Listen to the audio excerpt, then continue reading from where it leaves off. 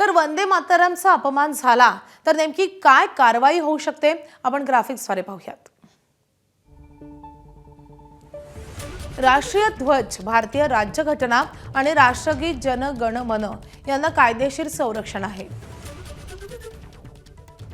नव्या दुरुस्तीनंतर वंदे मातरम या राष्ट्रगीतालाही या कायद्याअंतर्गत वैधानिक संरक्षण मिळालंय। तर वंदे मातरमच्या गायनात जाणून बुजून अडथळा निर्माण करणं किंवा ते रोखणं, राष्ट्रगीताचा अपमान किंवा अनादर करणारी कोणतीही कृती हा दंडनीय गुन्हा आहे।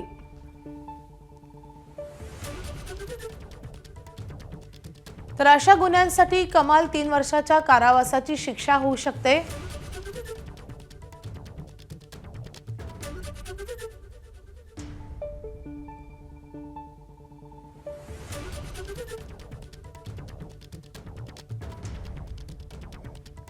तर कर्नाटक सोबतच दिल्लीमध्ये देखील सोनिया गांधी आणि राहुल गांधींच्या विरोधात तक्रारी दाखल झालेल्या आहेत आणि आता या तक्रारींवरून गुन्हा दाखल करावा अशी मागणी जोर धरू लागली आहे। वंदे मातरमवरून सध्या राजकारण पेटलेलं आहे। याच मुद्द्यावरून सोनिया गांधींनी देशाची माफी मागावी अशी मागणी देखील भाजपच्या वतीने करण्यात आली आहे।